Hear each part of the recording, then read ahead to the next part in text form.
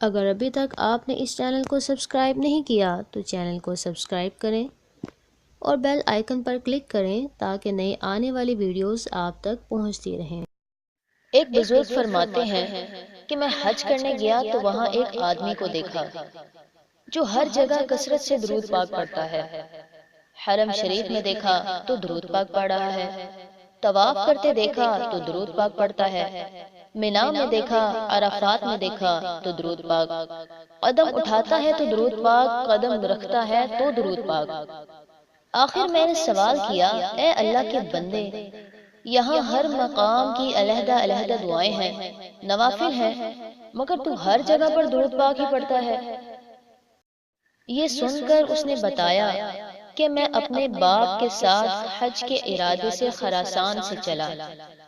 جب ہم کوفہ پہنچے تو میرا باپ بیمار ہو گیا اور پھر بیماری دن بدن بڑھتی گئی، حتیٰ کہ میرا باپ فوت ہو گیا۔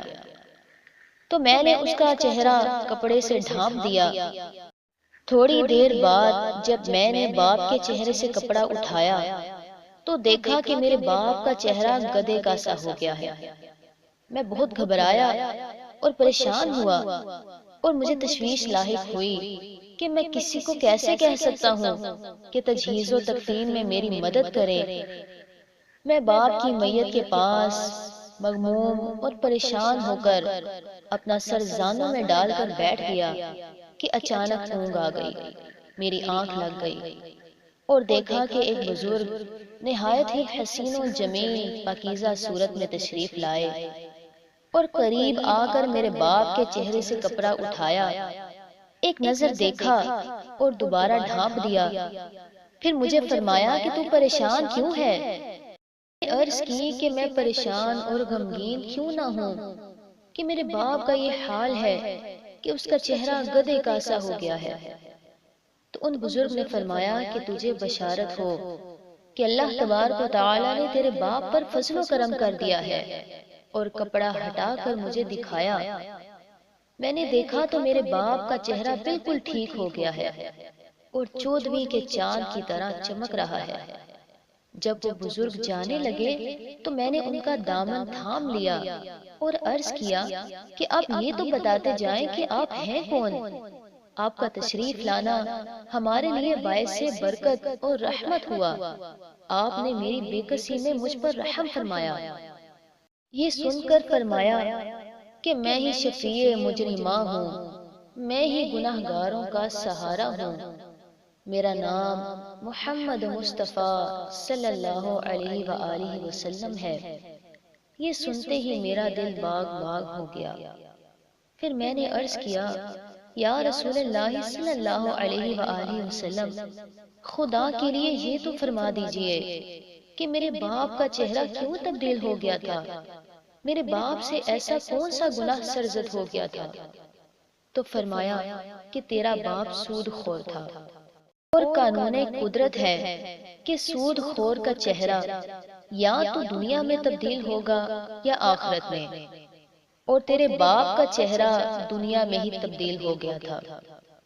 لیکن تیرے باپ کی یہ عادت تھی کہ رات بستر پر لیٹنے سے پہلے وہ 100 بار اور بعض کتابوں میں 300 بار مجھ پر درود پاک پڑھا کرتا تھا۔ پھر اس پر جب یہ مصیبت آئی تو اس نے مجھ سے فریاد کی، اور میں ہر اس شخص کی فریاد سنتا ہوں جو مجھ پر کثرت سے درود پاک پڑھے۔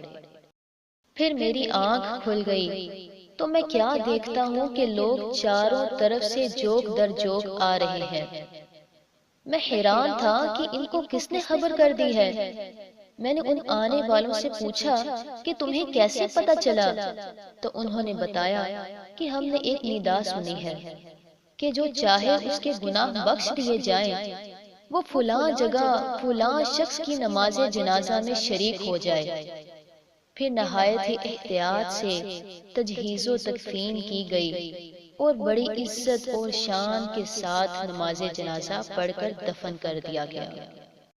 اس سے ہر کوئی اندازہ کر سکتا ہے کہ حبیب خدا صلی اللہ علیہ وآلہ وسلم کو درود پاک کتنا پیارا ہے۔